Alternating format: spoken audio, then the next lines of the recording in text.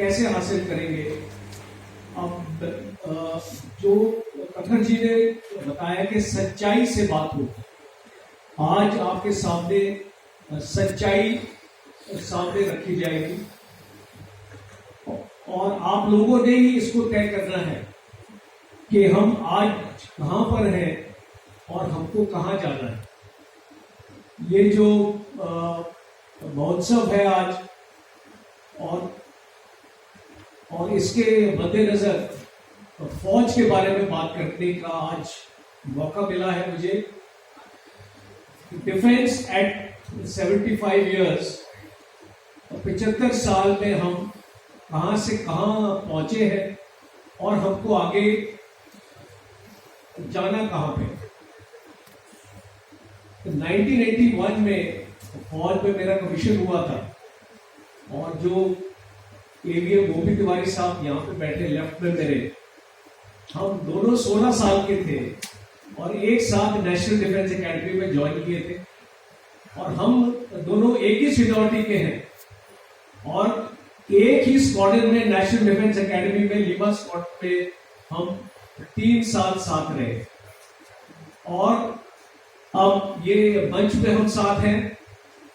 तिवारी साहब एयरफोर्स की बात में, एयरफोर्स के बारे में बात करेंगे, मैं आर्मी की बात करूंगा। कमांडर अशोक जो मेरे साथ इधर बैठे हैं, ये भी लीमा स्क्वाड्रन से हैं, नेशनल डिफेंस एकेडमी। तो ये एक कोइंसिडेंस मैं मानूं या मैं इसको प्लान मानूं कि तीनों जो आर्मी, एयरफोर्स और नेवी के हम आपके सामने हैं, हम इकट्ठे नेशनल डिफेंस एकेडमी में एक ही स्क्वाड्रन के। तो ये बहुत ही मुझे अच्छा लग रहा है ये इसको देख के कि हम तीनों आज इकट्ठे हैं। फौज आज लद्दाख के बॉर्डर पर है और मैं आपको इतना आश्वासन देना चाहता हूं देशवासियों को कि जो इक्विपमेंट, जो तैयारी आज फौज की लद्दाख के ऊपर है, आप निश्चिंत रहिए, चाइना को हम अंदर नहीं आने दें, कुछ भी हो जाए। एक जो फौज का जवान है आज, वो 10 चीनी जवानों के बराबर है। जो उसकी वीरता है, जो उसकी बहादुरी है और उसकी लड़ाई करने की क्षमता है, अगर उसके हाथ में एक डंडा भी दे दिया जाए तो वो 4 चीनियों का उसके साथ मुकाबला कर सकता है और उसने किया है।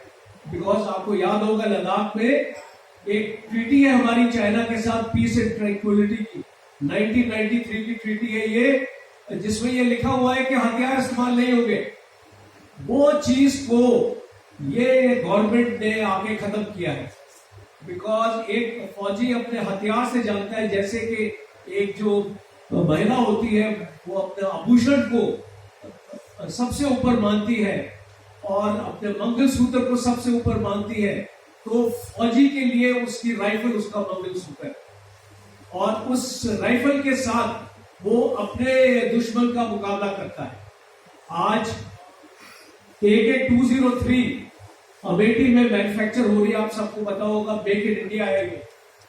ये एक नया भारत है जिसमें टेक्नोलॉजी इंडिया में आ रही है, ना कि AK-203। आज रॉकेट लॉन्चर काल गुस्ताव की मैन्युफैक्चर जो हमारे इंडियन आर्मी में 1984 से है, वो यहाँ पे मैन्युफैक्चर हो रहा है। आकाश मिसाइल ले लीजिए, ब्रह्मोस ले लीजिए, आप अग्नि मिसाइल ले लीजिए और आप अर्जुन टैंक जो मार्क 1 अल्फा है। आज डिफेंस मिनिस्टर ने एक ऐलान किया है कि 2 आर्मर्ड रेजिमेंट अर्जुन टैंक की भारतीय फौज में इंडक्ट की जाएगी। तो आज का जमाना जो हमने यूक्रेन की लड़ाई में देखा और आप सब ने देखा कि आज की लड़ाई जो हमने 71 में लड़ाई लड़ी थी उससे अलग होने वाली है। ये लड़ाई साइबर की तरफ जाएगी, स्पेस की तरफ जाएगी और हाइब्रिड वॉरफेयर की तरफ जाएगी, ग्रे जोन वॉरफेयर की तरफ जाएगी।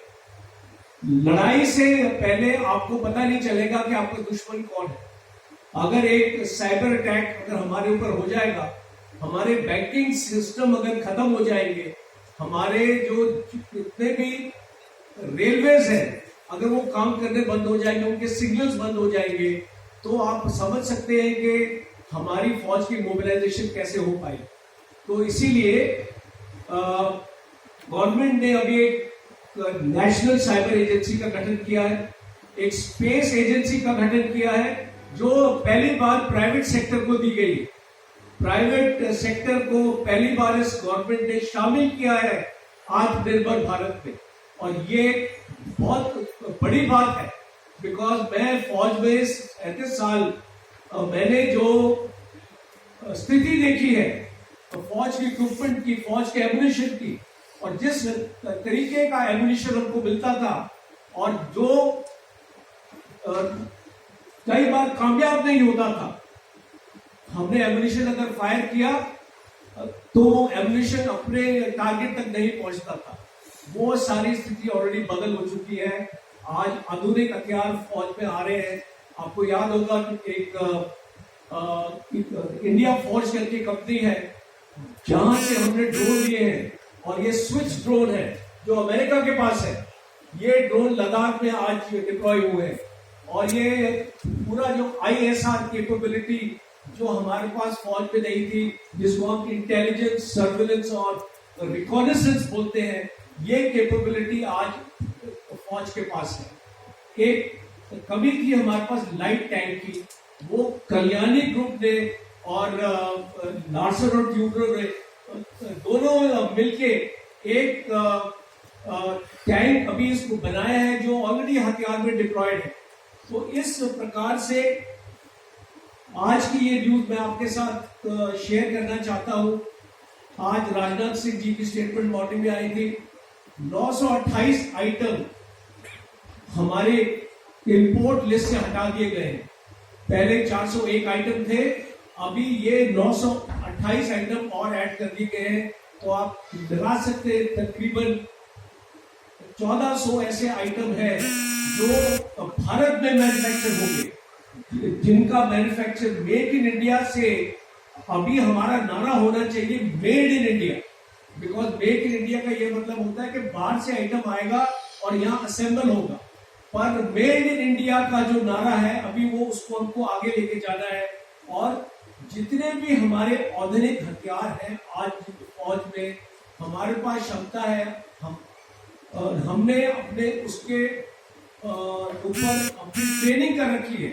अभी आपने यूक्रेन में देखा होगा और इसको रशियन आर्मी को खास तौर पे देखा होगा कि जो भी उनके टैंक्स थे उनके ऊपर ट्रेनिंग उनकी सही नहीं थी, इसी प्रकार से काफी उनके टैंक्स नष्ट हुए। हम जो ट्रेनिंग करते हैं, हमारे जो ट्रेनिंग इंस्टीट्यूशंस हैं, national defence academy, Indian military academy और एयरफोर्स की इंस्टीट्यूशंस हैं, नेवल की इंस्टीट्यूशंस हैं, वहां पे जो प्रोफेशनल ट्रेनिंग होती है 55 कंट्रीज के कैडेट्स ऑफिसर्स हमारे देश में आके ट्रेन करते हैं। तो आप अंदाजा लगा सकते हैं कि हमारी ट्रेनिंग की क्षमता कितनी हाई दर्जे की है। If you sweat in peace you will bleed less in war, ये स्टेटमेंट आपने सुनी होगी। तो हम अगर अपना पसीना आज अगर बहा रहे हैं, हमारे जवान अगर इसको बहा रहे हैं और ये क्षमता रखते हैं, तो मैं आपको आश्वासन देता हूं कि आने वाली लड़ाई में दुश्मन हमारे सामने टिक नहीं पाएगा। पाकिस्तान का हशर आपने ऑलरेडी देख लिया है, पाकिस्तान में क्या हो रहा है, पाकिस्तान आर्मी की क्या स्टेट है। मैंने एक स्टडी की थी 2018 में, मेरे आर्मी कमांडर ने मुझे बोला था स्टडी करने के लिए कि आप हमको बताइए कि अगर पाकिस्तान और हिंदुस्तान की लड़ाई होगी तो कितनी देर तक चलेगी और पाकिस्तान इंडियन आर्मी के साथ कितनी देर तक टिक पाएगा। मैंने 2 महीने ये स्टडी में लगाया और मैं आपको एक ब्रॉड रिजल्ट स्टडी का बताता हूँ। पाकिस्तान की जो कैपेबिलिटी है वो खाली 7 दिन है हिंदुस्तान से लड़ने की। आज अगर पाकिस्तान के साथ आप लड़ेंगे 7 दिन तक ही पाकिस्तान लड़ सकता है, बिकॉज उसके पास उतना ही एम्युनिशन है, उतना ही उसके पास फ्यूल है, उतना ऑयल है, उतना लुब्रिकेंट है, उतने हथियार है। उनकी 70% हथियार अमेरिका से है, जिनके स्पेयर उनके पास नहीं है। चाइना के हथियार उनके पास 30% है, पर उस हथियार की कभी टेस्ट नहीं हुआ लड़ाई में, और इसीलिए हम नहीं जानते वो हथियार वो फंक्शन करेंगे या नहीं फंक्शन करेंगे। तो इस प्रकार से मैं अपना ओपनिंग जो रिमार्क शायद मैंने ज्यादा टाइम ले लिया तो भावुक हो गए शायद मैं, तो मैं इसीलिए आपसे शेयर करना चाहता हूं कि आज आप निश्चिंत रहिए, आपकी फौज आपके साथ है। जय हिंद। आगे में आपने ज़्यादा टाइम तो बिल्कुल नहीं दिया, हम तो घंटों आपको सुनना चाहते हैं, लेकिन शायद समय एक ऐसा चीज़ है जो सबको रोकता है। I apologize that I have used Komodo, your commander Ashok Bijalwan sir. I'm sorry, it was a wrong introduction. My question to you will be, I mean, if you allow me, that do we take opening comment or you allow me to ask a question, because we can cover other part, because sir has already covered major part as India. But now we are going into the specifics, and this could be, how do we secure our seas? That also means how do we secure the seas outposts? That is important. Where are we? How are we? Because China is always on the prowl, and at the same time, Diego Garcia and other places are not too far behind. We have talked about in detail, I mean, in this deliberation, our next door neighbor on the west we have talked, but the bigger picture is up north. Okay, seas are the most important part of the world. 70% of the earth is actually sea or ocean. Then, as you see, almost 90% of the world trade happens through the sea. Okay, so almost 90% of the world trade happens through the sea. Now, India is located by virtue of its location. India is at the epicenter of the world trade. Most of the trade which is passing from the Mediterranean via the Suez Canal and eastward, all passes from the Indian Ocean, and that makes India a very, very important cog in this entire wheel. So now, as Pranav asked me, how to secure our seas now, and from our western neighbors as well as our northern neighbor. So luckily, by virtue of the geography, we are lucky that our northern neighbor has to go through a long route if it has to approach India from the sea route. Still, nothing can be discounted in war, because as we know, our northern neighbor is actually building. It is by the number of assets, now it's already the number one navy in the world, and soon in other aspects also it will take the lead.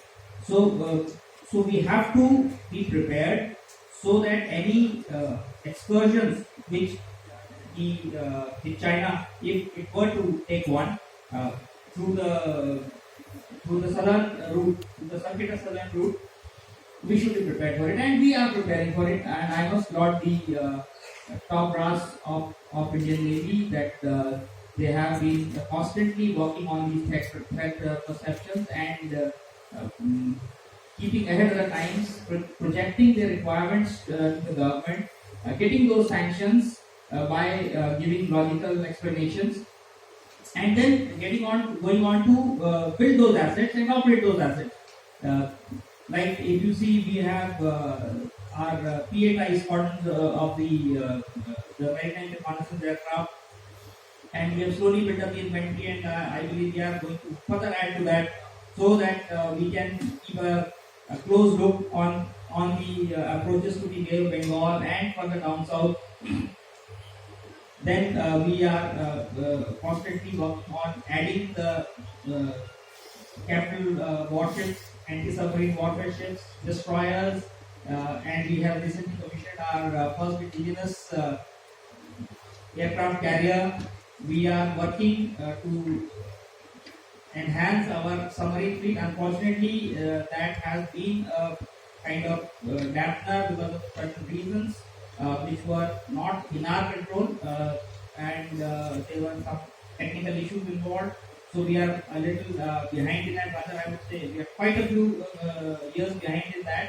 But hopefully things are going to turn around, and our submarine fleet will also be enhanced in the times to come to the requirement levels that we need. So, and secondly, not only these from the defense perspective, India has got about 7,000, more than 7,500 kilometers of coastline, if you include the island territories as well. And we have close to about 1,400 or so islands as well, to which we have to, which Navy has to, protect and safeguard. And they are all lying far off from the mainland. We have about 2 million square kilometers of exclusive economic zone that we need to protect. So these are the things that I said, that we are constantly, the Navy, Indian Navy is constantly upgrading its potential. It's constantly adding its assets that are required to safeguard all these assets that India has, maritime assets. I think we are pretty much on the right track. Only thing is that I think we need to speed up a few things a little and catch up where we are lagging. I have a small question. Sometime back, a year or so back, I was in one of the research ship of Goa. And you have already talked about the distance and then the area that we have. The question is extracting rare earth materials, and the question is how to harness methane. Because if we can harness methane, we will be energy surplus. We don't need any additional input coming from anywhere. But the bigger question is also harnessing the rare earth material, because India is becoming up on that. You said use the word securing, but I am using the word harnessing. So the only difference that I want your attention on, sir. Okay, so I think about a couple of years back, Indian government has come out to the deep ocean policy, and as per that, we are developing assets to explore the seabed right up to 6,000 meters below the sea level, and I think we are on track. Unfortunately, the thing is that we have International Seabed Authority. It's a UN organization that it has given us, I think, rights to about 75,000 square kilometers for exploration of the seabed. But right now, only exploration is allowed, mining is not allowed, because of the environmental concerns that that they have, that the UN has. If you go for a mining on the ocean floor, what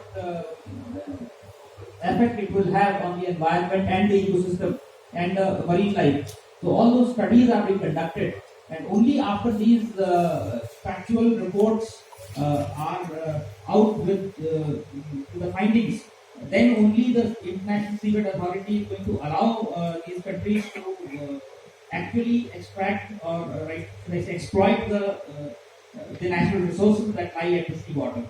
Till that time, we are only doing some exploration, and we are just analyzing whatever stuff we get from there to find out what kind of minerals or like the methane, etc. we can extract from there. That's what we do. And also on the South Pole side, what is happening and how India could benefit. We all know that we have a station in South Pole and so on and so forth. And sorry, one more thing. Right now, the technology that is there to extract, that is prohibitively costly. So any thing means any industrial process or to succeed, it has to be sustainable. That means it should be cost effective. So unless that happens, it will extracting minerals or methane from the seabed is going to be a far-fetched dream as far as we can think of right now. What you call a dream, I call it an opportunity. And yes, sir, please. You have spoken about methane. I would also like to bring in the lithium into this context today. Today's news is that I was reading in the papers in the morning that we have discovered lithium in one of the regions in India. And lithium is an important ingredient when we carry on manufacture uranium. And when we look at energy, as far as our country is concerned, because we need to be energy sufficient. Ukraine की लड़ाई में हमको एक सीख मिली है, जो देश अपने कम्युनिटीज को अपना कंट्रोल अगर कर सकता है, जिस देश में सारी कम्युनिटीज मौजूद रहती है, वो देश अगर लड़ाई पे भी चला जाएगा तो उसकी इकोनॉमी पे फर्क नहीं पड़ता. So this is a lesson learned for us. We have to improve our own mining strategy. आप कोल ही देख लीजिए. We have so many mining opportunities for coal, but still we are importing coal because it is cheaper to import than to mine. Commander साहब ने यही बोला था that we have to devise methods in the country to manufacture things cheaper and of a better quality. जब ये दोनों चीजें price और क्वालिटी और क्वांटिटी तीनों इकट्ठी हम एक चीज में हासिल करेंगे, तभी हम अपने आप को आत्मनिर्भर बोल पाएंगे. Now I am moving forward to Air Vice Marshal Om Prakash Tiwari. He is just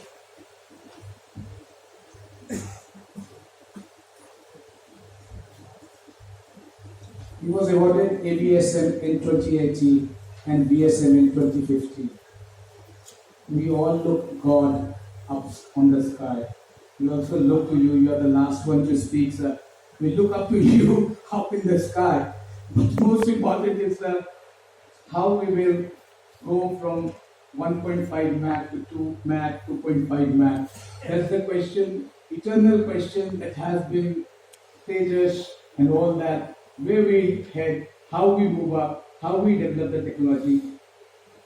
1.5, 2 Mach, 2.5 Mach, and where the world and USA and China are.